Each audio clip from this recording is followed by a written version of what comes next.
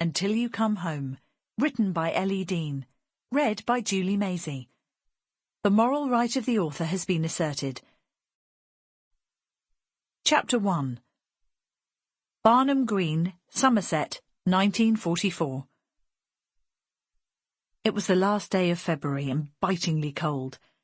Anne Black tried not to shiver as she stood next to the headmaster, George Mayhew, while her friend and colleague, Belinda Frobisher, kept an eye on her class of little ones, who were rather sullenly awaiting their turn to be seen by the district nurse.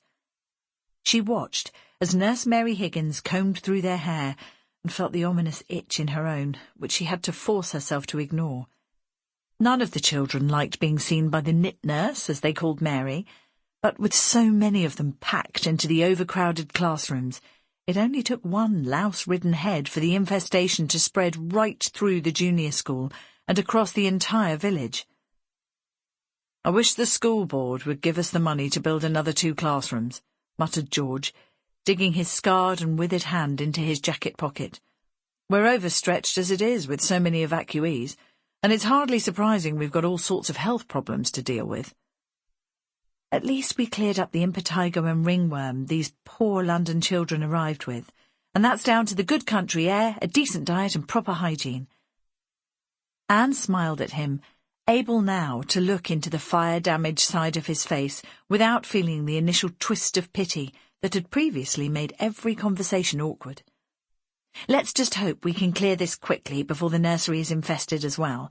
I don't fancy having to treat my two's hair, not with them both going through a tricky stage at the moment." She had a brief vision of trying to deal with 3-year-old Rose's thick, dark curls as well as Emily's, and the tantrums that would no doubt follow. Emily might only be just over 1.5 years, but she'd quickly learned from her sister that tears and temper could quite often be the path to getting her own way if Anne was tired after a long, busy day.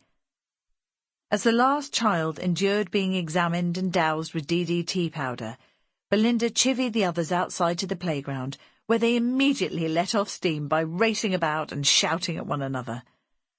"That's me for the day," she said cheerfully, flicking back her cloud of blonde hair and then reaching for her hat and coat. "I'm off home to get ready for my date with Hank Simmons. He's promised to take me out to dinner and then to a club in Taunton. Will I see you both at the village dance tomorrow night?"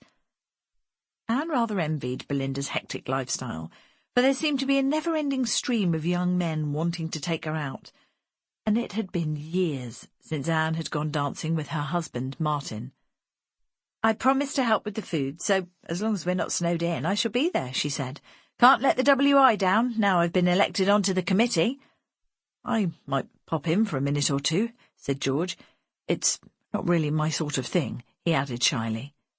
"You should give it a try," Belinda teased, her blue eyes bright with daring as she looked up at him. "You never know, you might enjoy it. Well, ta-ta for now." She sashayed out of the room on her impractical high-heeled shoes. "Oh, I don't know where she finds the energy," sighed George, "but I do admire her joie de vivre." We could certainly do with some of her enthusiasm for life. Despite being only in her 20s, Anne felt suddenly rather matronly and staid. But it isn't easy when you have 2 small children to look after at the end of a long day. The nurse turned to Anne and George with a rueful smile.